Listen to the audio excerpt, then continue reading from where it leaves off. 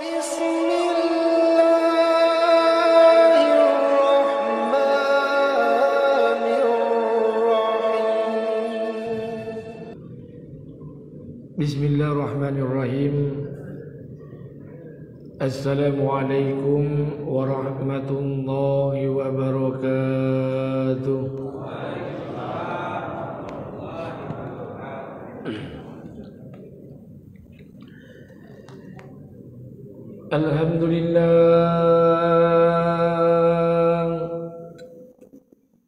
Alhamdulillah nahmaduhu wa nusalli wa nusallim ala rasulihil karim.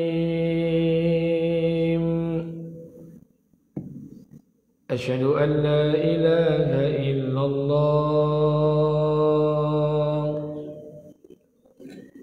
wa asyhadu anna Muhammadan abduhu wa rasul. Faqala Allah ta'ala fi kitabihil karim. A'udzu billahi samil alim minasy syaithanir rajim. Bismillahirrahmanirrahim. Wa idza qala rabbuka lil malaikati inni ja'ilun fil ardi khalifah qalu ataj'alu fiha man yufsidu fiha wa yasfiku ad-dima' wa nahnu nusabbihu bihamdika wa nuqaddisu lak qala inni a'lamu ma la ta'lamun. Al-ayat. Wa iz najjaynakum min ali fir'auna yasumunakum su'al 'azab yuzabbihuna abna'akum wa yastahyuna nisa'akum wa fi zalikum bala'un min rabbikum 'azim. Wa qala an-nabi sallallahu alaihi wasallam an Ibnu Abbas radhiyallahu anhu an-nabiy sallallahu alaihi wasallam man fatahu salatun faka'annama utira ahluhu wa maluhu. Wa qala aidan an Utsman radhiyallahu anhu an-nabiy sallallahu alaihi wasallam khairukum man ta'allama al-Qur'ana wa 'allamahu. Shadaqallahu azim wa shadaqallahu ala nabiyil karim. Syukur kepada Allah, berselawat kepada Rasulullah. Mudah-mudahan pada malam hari ini Allah senantiasa beri rahmat dan keberkahan buat kita bersama. Amin. Salawat beriring salam tidak lupa pula kita sampaikan pada junjungan alam Nabi besar Muhammad sallallahu alaihi wasallam. Allahumma salli ala sayyidina wa nabiyyina wa habibina wa syafi'ina wa zuhrina wa maulana Muhammad wa ala ali Muhammad. Baik Bapak Ibu yang dimuliakan Allah, pertama mohon maaf pertemuan bulan yang lalu saya tidak bisa hadir karena keluarga sakit. Mak kandung saya masuk rumah sakit, di rumah sakit Otorita Batam. Penyumbatan pembuluh darah di jantung. Akan dipasang kateterisasi ring. Kakak ibu saya jatuh sakit pula, dibawa ke RSUD Pekanbaru. Berangkat balik ke Batam, diurus semuanya, selesai balik emak ke Pekanbaru, kakak ibu saya meninggal dunia. Jadi mohon maaf saya tak bisa hadir. Alhamdulillah, semoga Allah lapangkan kuburnya. Dan orang tua saya, emak saya, alhamdulillah sudah sehat sebagaimana sedia kala. Baik Bapak Ibu yang dimuliakan Allah Subhanahu wa taala. Terakhir kita sampai di mana, Pak?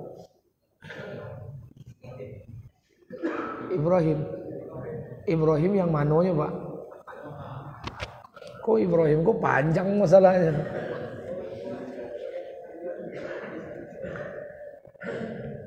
Sampai di mana? Coba cek, saya pun bingung juga. Nanti ulang-ulang kan tidak enak. Kita lanjut kajiannya. Ibrahimnya sampai di mana?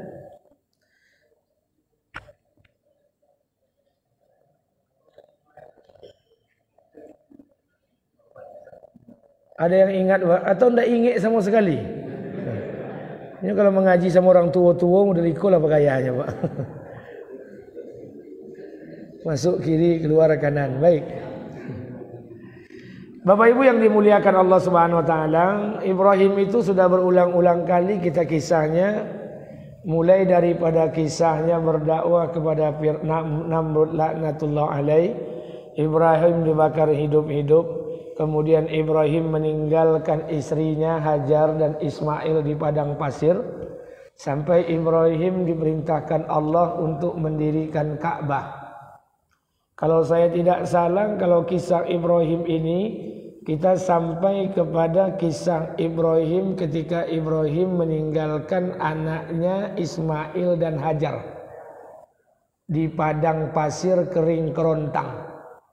Jadi bayangkan Ibrahim itu meninggalkan anak istrinya di padang pasir. Jalan dari Irak ke Misrah, Mesir. Dari Mesir ke Palestina. Dari Palestina ke sebuah lembah yang tidak jauh dari Ka'bah. Ketika itu belum ada namanya Makkah. Maka Ibrahim alaihissalam meninggalkan istrinya yang pertama di Palestina. Sarah ditinggalkan di Palestina, tidak punya anak. Sarah belum punya anak. Ketika Sarah ini ditinggalkan di Palestina, maka Ibrahim alaihissalam membawa Hajar dan Ismail jalan. Kemana dibawa jalan? Ke daerah sebuah lembah yang tidak berpenghuni. Lembah itu tidak jauh dari Ka'bah. Berapa jarak antara Palestina dengan Ka'bah? Jarak Palestina dengan Ka'bah itu, saya tidak pernah juga ke Palestina, Pak. Jaraknya itu 1461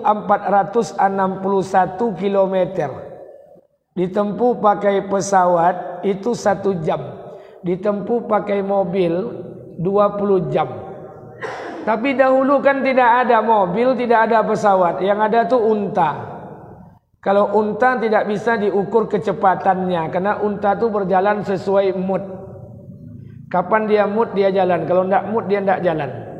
Kalau orang Arab mengatakan kalau unta itu lagi mood dia jalan 30 kilo menghabiskan masa 3 hari. Kalau 1461 kilo berapa bulan Ibrahim berjalan bersama Hajar dan Ismail.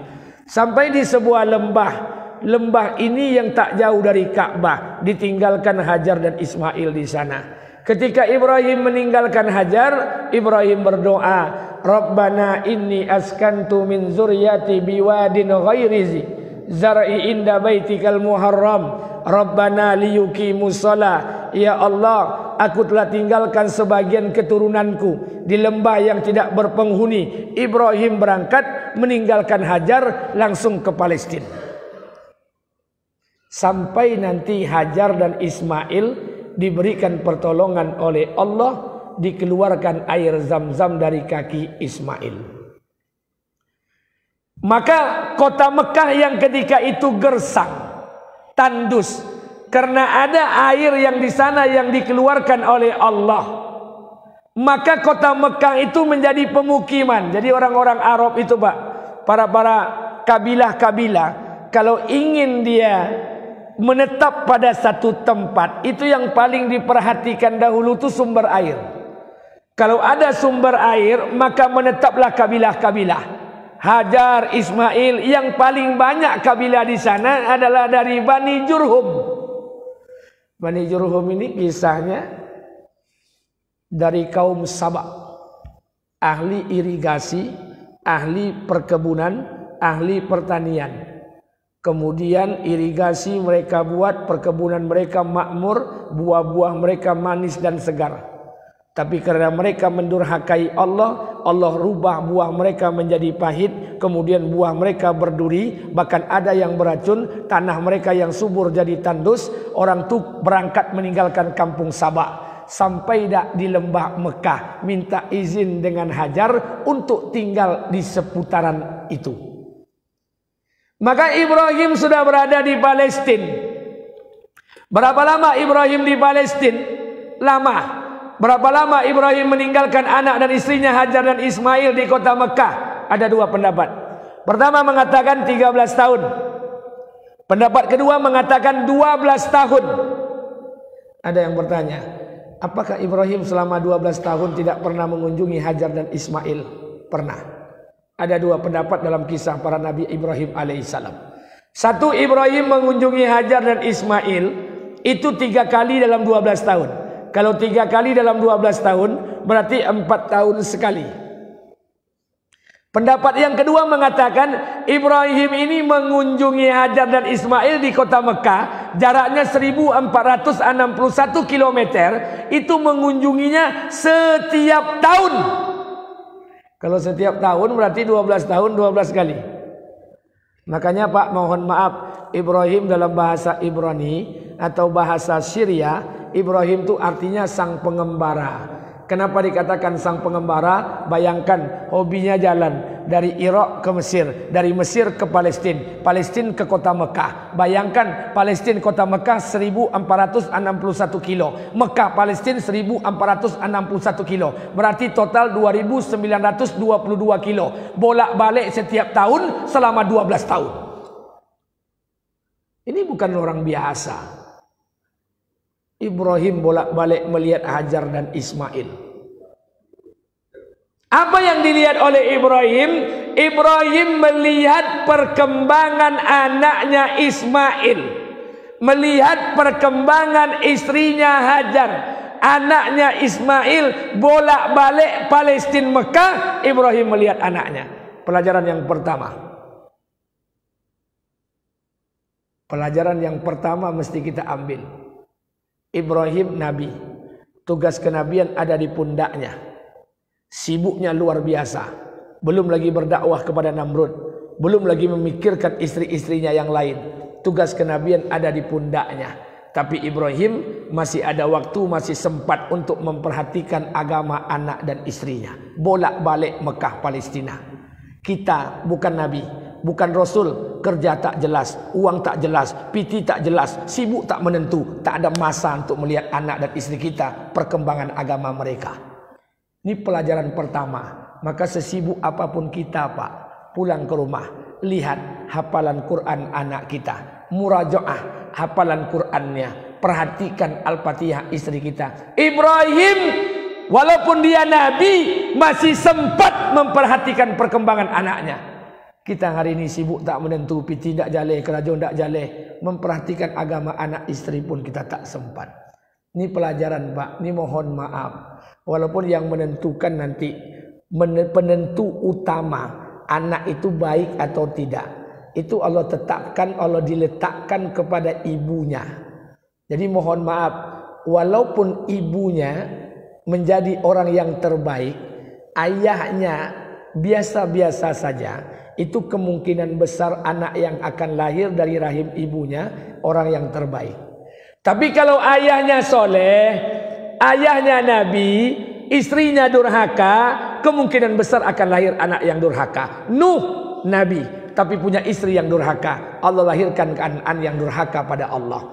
Lut Nabi, istrinya durhaka, Allah lahirkan anak dari istri Nabi Lut, orang juga membangkang kepada Allah. Jadi makanya perhatikan istri kita, perhatikan anak kita, pastikan agama ini hidup dalam kehidupan mereka. Karena ini penentu Pak. Spermatozoid ovarium bercampur di dinding rahim, terbentuk selama 9 bulan. Dibentuklah proses zigot embrio cabang bayi dalam rahim. Maka untuk menentukan itu mohon maaf saya ingin sampaikan buat kita bersama. Tidak cukup hanya kita menjadi orang soleh, tapi pastikan juga istri kita menjadi istri yang soleha. Kita belajar. Pelajaran yang pertama, perhatikan agama anak istri kita.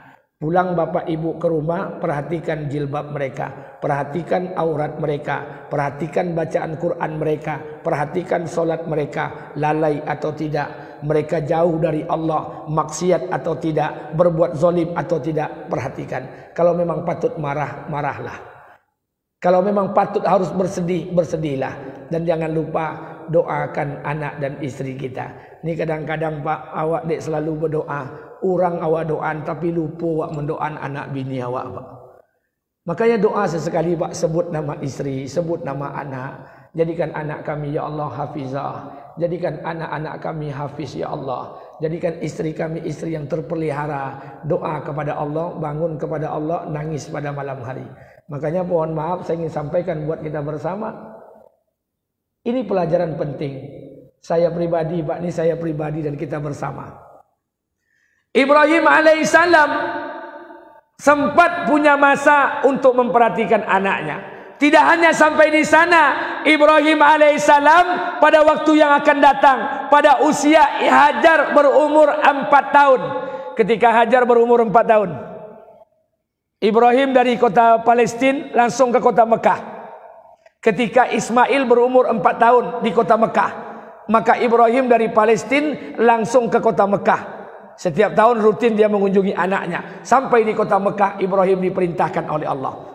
Apa perintahnya? Diperintahkan untuk membangun Ka'bah. Kenapa dengan Ka'bah? Maaf, Ka'bah itu bukan punya Muhammad.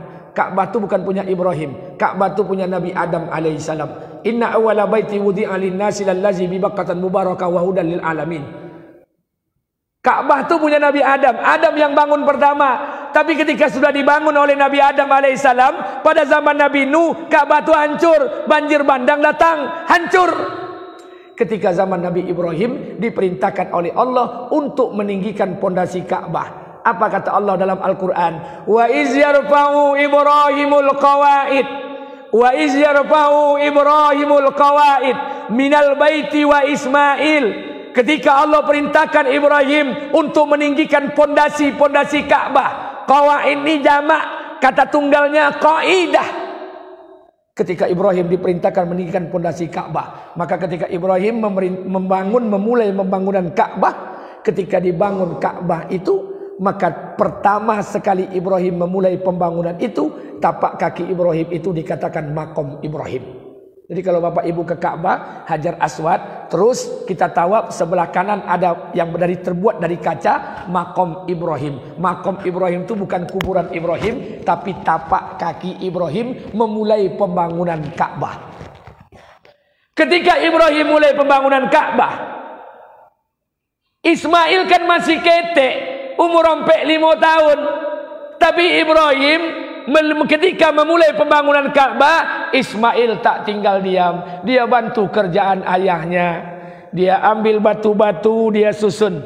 Batu itu bahasa Arab namanya hajar. Disusun-susun hijir. Dinaikkan ke atas hujrah. Dibuat kamar-kamar hujurat. Maka batu itu hajar. Disusun-susun namanya hijir. Dinaikkan ke atas namanya hujrah. Dibuat kamar-kamar namanya hujurat. Maka batu yang dibawa oleh Ismail itulah yang dinamakan Hijir Ismail.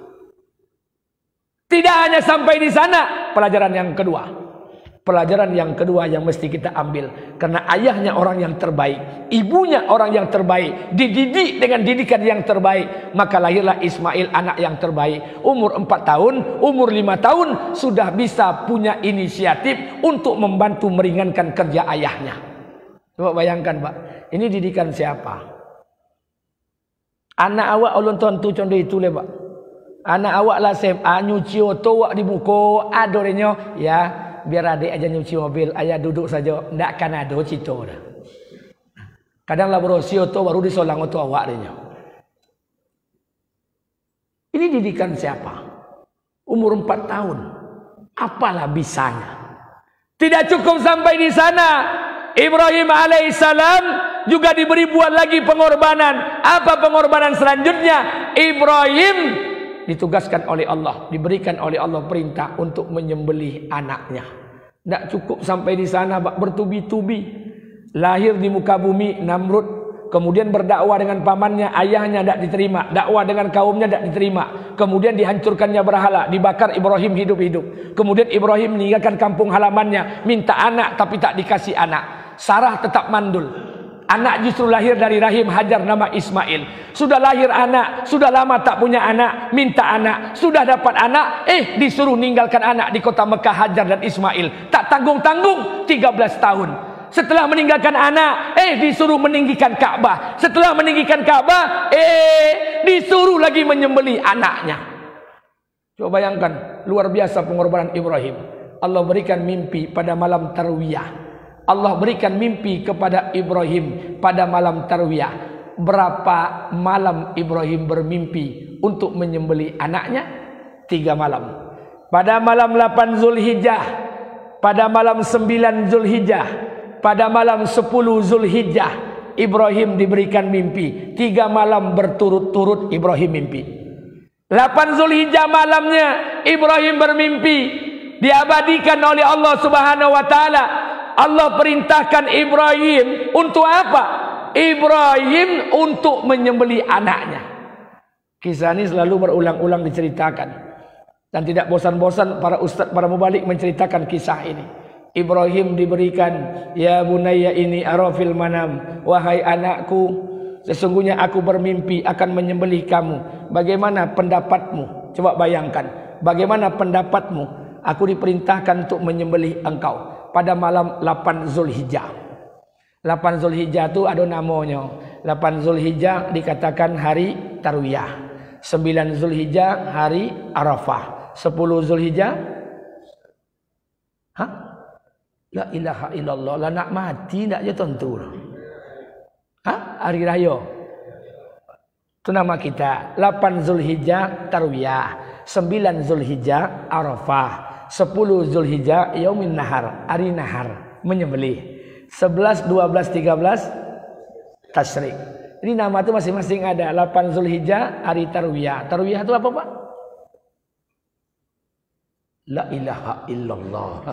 Tiap tahun raya tu mako jan daging kau bawa ke kambing jadi makan. Hari Tarwiyah itu hari apa?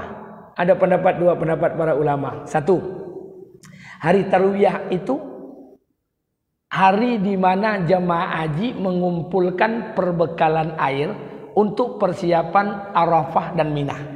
Tapi dulu, sekarang tidak ada lagi jemaah haji mengumpulkan air karena selang air lah banyak. Yang kedua, pendapat ulama yang kedua, hari Tarwiyah itu adalah hari perenungan. Kenapa hari perenungan? Karena malamnya Ibrahim mimpi diperintahkan menyembelih anaknya, paginya Ibrahim merenung, betulkah perintah ini dari Allah atau dari setan? Apakah mimpi ini dari Allah atau dari setan? Itu bermenung Ibrahim alaihissalam. Kemudian pada malam 9 Zulhijjah, hari Arafah, mimpi lo balik. Pada 9 Zulhijjah dikatakan hari Arafah. Arafah itu pertama hari wukuf di padang Arafah jamaah haji. Yang kedua, pendapat para ulama mengatakan Arafah itu diambil dari kata a'rafta. Apa maksudnya? Apakah kamu sudah paham, sudah mengerti, sudah tahu? Dulu ketika Jibril alaihissalam memberikan manasik haji kepada Ibrahim alaihissalam, setelah diajarkan, apa kata Jibril? Arafta? Apakah engkau sudah paham wahai Ibrahim? Sudah mengerti? Maka Arafah ini sebagian ulama mengatakan berasal dari kata Arafta. Maknanya apa? 9 Zulhijjah Ibrahim sudah mengetahui bahwa mimpi ini datang dari Allah. Sudah jelas ini datang dari Allah. Maka pada malam 10 Zulhijjah mimpi lo balik. Ibrahim tidak ragu. Kemudian Ibrahim pagi harinya Yaumin Nahar, pada hari penyembelian, menyembelih anaknya. Makanya mohon maaf Pak, berulang kali saya sampaikan di sini. Menyembelih, kalau saya tak paham bahasa Arab, kalau saya banyak bertanya, saya suka bertanya sama orang yang paham bahasa Arab. Menyembelih itu bahasa Arabnya banyak. Nahar itu menyembelih, maka Yaumun Nahar itu hari penyembelihan. Tapi kalau nahar itu menyembelih dalam posisi berdiri, makanya unta itu disembelih posisinya berdiri, namanya Yaumun Nahar. Tapi kalau menyembelih dalam posisi berbaring, itu namanya zabaha. Kalau zabaha itu disembelih dalam posisi berbaring. Tapi kalau digunakan Allah zabaha, zabaha itu menyembelih itu berulang-ulang dalam posisi berbaring, menyembelihnya berulang kali, zabaha. Kalau dia pakai tasdik berarti diulang-ulang menyembelihnya. Makanya hadirin yang dimuliakan Allah, tidak tanggung-tanggung pengorbanan yang dibuat oleh Ibrahim alaihissalam. Pelajaran yang ketiga. Apa pelajaran yang ketiga? Kalau orang taat kepada Allah, mudah bagi mereka untuk melaksanakan perintah Allah walaupun perintah itu datang hanya lewat mimpi. Kalau orang taat Pak, walaupun perintah itu datang lewat mimpi, mudah bagi mereka. Kita ni Pak bukan taat, pura-pura taat. Perintah di Quran joleh, memakmurkan masjid joleh, berimpak joleh, menutup aurat joleh, pakai jilbab joleh, menutup kemaluan jelas. Perintah banyak dalam Quran, jelas tidak ada yang mimpi. Tapi tidak ada satupun kita yang mau taat. Berapa banyak di antara kita yang memakmurkan masjid, Berapa banyak di antara kita yang telanjang buka aurat, suaminya ikut pengajian, di mana ada ustaz ceramah, inyo tibo, sampai pulang ke rumah, bini telanjang bulik di luar aja. La ilaha illallah. Malu.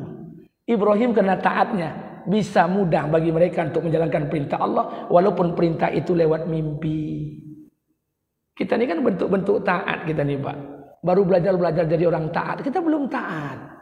Makanya mohon maaf ibu-ibu sekalian, ibu ngaji ke masjid ini, pulang ke rumah nasihati anak istri, ajak suami. Bapak ngaji di sini jangan biarkan istri bermaksiat kepada Allah. Ibarat burung Pak, terbang tuh harus dua sayap. Suami dan istri ini harus mengamalkan agama. Tapi kalau suami saja yang taat, istri tidak mau taat, itu sama dengan burung terbang satu sayap, agak baliang-baliang seketik. Maka kita belajar setiap kita Pak. Saya pun sama, kita semua sama.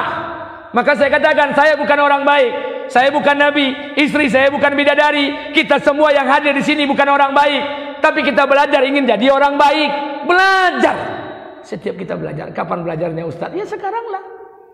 Tidak ada masalah lagi, sekaranglah kita belajarnya.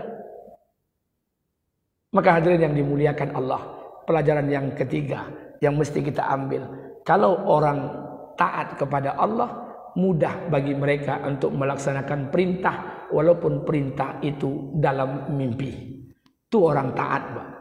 Sekali lagi saya katakan, Quran jelas, perintah Allah jelas, tapi kenapa tidak ada ketaatan untuk bagi kita untuk bisa menjalankan perintah Allah? Saya tanya pada ibu-ibu, apa yang membuat ibu-ibu malas pakai jilbab? Apa yang membuat ibu-ibu malas pakai jilbab? Kalau ke masjid wajar pakai jilbab, tentu iya ada kajian, ada ustaz. Kalau ada ibu ke masjid dengar kajian tak pakai jilbab, tak bau tak dah. Tapi ketika ibu istiqomah pakai jilbab atau tidak, tengok nanti di luar masjid.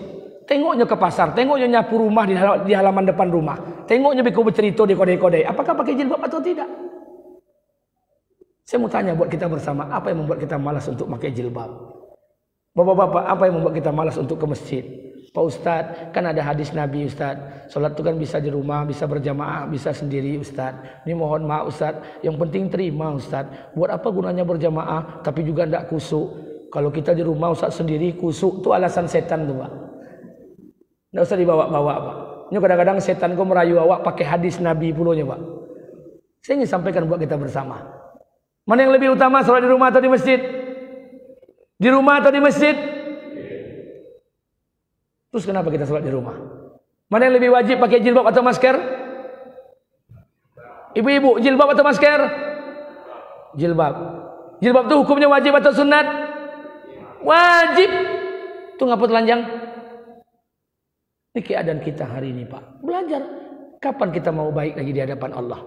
Sedikit demi sedikit, setiap kita. Makanya pulang ke rumah, dudukkan anak, dudukkan istri kita, dudukkan bersama-sama. Kita jadi orang baik, jadi ingin jadi orang baik. Makanya mohon maaf Bapak Ibu yang dimuliakan Allah Subhanahu wa taala, 4 istri Ibrahim, keempat-empatnya taat kepada Allah. Hampir keturunan Ibrahim seluruhnya, hampir sebagian besar jadi nabi dan rasul. Kita ingin belajar perjuangan Ibrahim agar anak keturunan kita dijaga oleh Allah menjadi anak yang soleh dan solehah. Kita belajar terus. Mendidik istri ini gampang-gampang susah Pak, gampang-gampang susah. Saya terus terang Pak, dulu saya belum nikah tidak berani ngomong kayak gini. Kalau sekarang saya sudah berani. Saya heran Pak, ada suami yang takut sama istri. Tidak masuk di akal saya Pak, kenapa bisa suami takut istri? Yang kepala dinas lakinya, yang punya piti lakinya, nan balioto piti lakinya, nan kayo omak lakinya, nan punya sawit lakinya, bininya tamat SMP, kok bisa takut laki kok bini? Saya tidak masuk akal saya Pak. Tapi setelah saya nikah, baru saya rasakan, iyo bagak bini awak Pak. Baru ambo sadari Pak. Ini kita ini Pak, hari ini Pak, bontok bagak Pak. Kata orang Pak, bini awak tu pangketnya di hati laki sih. Kalau lakinya eselon 3, itu bininya eselon 2. Kalau lakinya AKBP, itu bininya kombes. Saya ingin sampaikan, terserahlah, itu urusan kita bersama. Jadi maaf, buat sikap tegas. Untuk apa? Mentaati Allah Subhanahu wa taala. Belajar sedikit demi sedikit. Jadikan orang yang taat, suami yang taat, istri yang taat, belajar. Makanya mohon maaf Pak, kita ini kadang-kadang la ilaha illallah. Kita bergabung beberapa hari yang lalu, salah seorang ulama kita meninggal dunia, Dr. Zulkayandri MA. meninggal dunia di Jalan Bata. Guru saya, teman saya, abang saya. Setiap saat saya selalu belajar dengan beliau. Akhirnya beliau telah memasuki tasawuf, tariqah samaniyah, salah satu mursyid dan khalifah yang saya lihat, yang saya kenal. S3 Doktor Usul Fikih yang duduk tauhid dan fikihnya. Saya belajar dengan beliau banyak. Beliau berikan nasihat dengan saya. 5 bulan sebelum beliau berangkat bertemu di kampus. Apa kata beliau dengan saya? Ustadz, katanya. Ustadz tahu enggak? Laki-laki kok Pak kalau enggak ada agama sama seperti binatang. Saya kaget Pak, tersinggung saya. Dia katakan, ulaika kal an'am bal hum adall. Mereka lebih parah pada binatang, mereka sama seperti hewan ternak. Bal hum adall, lebih parah pada binatang. Dia ulangi lagi. Maksudnya Ustaz, kata dia, laki-laki kok Pak. Ustaz, kalau tidak ada agama, maka harga dia itu tak lebih seperti binatang. Sifatnya pun sama dengan sifat binatang. Maksudnya gimana Ustaz? Kan tersinggung, saya tidak enak hati. Masa kita laki-laki dibilang binatang? Apa dia bilang? Laki-laki ini Pak, kalau tidak ada agama, tak ubah dia seperti anjing katanya. Kalau di luar dari rumah, satu orang kan digonggongnya, satu orang kan disalaknya, satu orang kan digertaknya, sampai di rumah digusuk kuduk di bininya keluar lidah. Hehehe. Kita nih Pak mohon maaf, kita nih hamba Allah. Maka kita belajar untuk taat kepada Allah. Siapapun kita, apapun jabatan kita, apapun profesi kita. Jadi saya berikan rumus satu aja. Saya belajar dengan salah seorang guru saya di Malang, Kota Batu, beberapa waktu yang lalu. Dan saya baru pulang dari Jogja beberapa hari yang lalu. Baru landing dari Jogja ke Pekanbaru. Berjumpa dengan beberapa guru di sana. Beliau berikan nasihat dengan saya. Dan beberapa waktu yang lalu, 2 tahun yang lalu saya di Kota Batu berjumpa dengan Ustaz Sofyan Nur yang ada pondok pesantren di sana. Beliau berikan nasihat. Apa nasihatnya? Nasihatnya simpel saja Pak. Kalau hidup ini ingin tenang, hidup ini ingin bahagia, hidup ini ingin nikmat, simpel saja. Rumusnya cuma satu, tidak usah neko-neko Pak. Bapak beramal, beramallah. Larangan Allah tinggalkan, perintah Allah kerjakan, selesai. Kalau ingin bahagia, syaratnya cuma satu saja. Agar hati tenang, hidup kita tidak ada masalah, hati tenang, hati tidak gelisah, cuma satu saja syaratnya. Apa syaratnya? Mudah. Kojoan kojo awak, jangan dikacau kojo orang. Selesai. Kerjakan kerja kita, jangan kacau kerja Allah. Kerojoan kerojo awak, jangan dikacau kojo Allah. Kerja kita tanam padi, kasih air, kasih pupuk, itu kerja kita. Urusan daun tumbuh, buah tumbuh, itu bukan urusan kita. Kerjakan sesuai kemampuan kita, di balik ketidakmampuan kita, Allah yang akan menyelesaikannya. Kerja kita nikah, kerja kita bercampur dengan istri. Urusan dapet anak atau tidak bukan kerja kita. Urusan anak jantan atau betino bukan kerojo awak. Urusan anak awak hitam atau putih bukan kerja kita. Urusan anak kita mancung atau pesek bukan kerja kita. Kerjakan kerja kita, jangan dikacau kerja Allah.